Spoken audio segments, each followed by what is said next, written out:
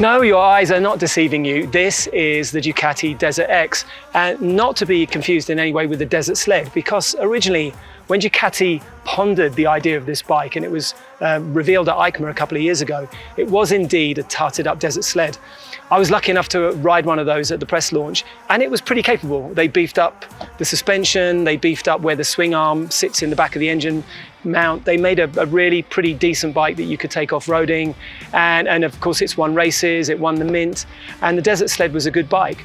So it seemed like a good idea to beef it up, add some fuel capacity, make it look a little bit, give it some old school Cagiva elephant vibes and create the styling exercise. But that's not what Ducati have done. This isn't part of the Scrambler Ducati family at all. The feedback they got from their customers and from EICMA was that their customers wanted them to make a proper off-road motorcycle. And that's exactly what they've done.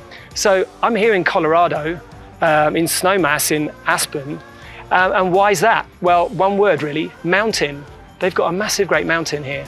We're at 8,200 feet, I think, here. So my voice is a bit husky and it's pretty weird already. And apart from doing a whole bunch of really gnarly off-roading on this bike today, and most of the riding we've been doing over the past 6 or 7 hours has been proper off-road with boulders and ruts and switchback hairpins that go up and down hills.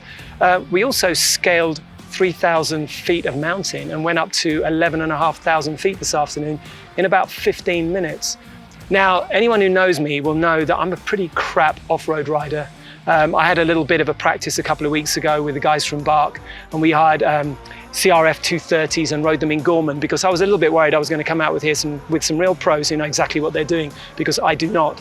And also I was slightly misled by the guys at Ducati because they said, no, don't worry, you don't need serious off-road skills. This is the bike for people that are not that confident off-road. And do you know what? They were right, because I wasn't confident. Some of these trails and some of the inclines and some of the stuff that we rode up was the kind of thing that a couple of weeks ago I was struggling with on a CR 230. So this bike really is awesome. It also is about 20 different bikes all in one. I'm not going to go through the spec because you can look that up online.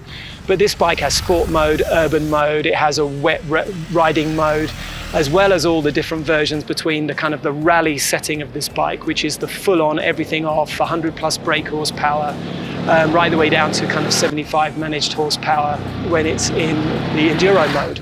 But basically, you just press buttons and the bike just transforms into being something else. And when people are out there looking for that one bike, maybe this could be it. But I think the thing that I find most interesting is adventure bikes have been doing two things. At one end of the spectrum, they've been getting bigger and bigger and bigger, and they've become these huge, huge machines. And some of the reaction from the public and from the manufacturers is to start building these kind of smaller capacity bikes at the 700, 800, 900 mark.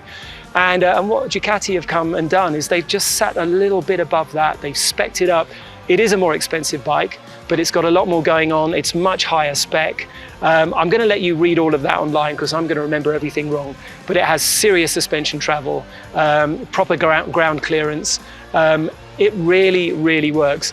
I also dropped it a few times, and I'd like to say that happened when I was stationary because I've got short legs.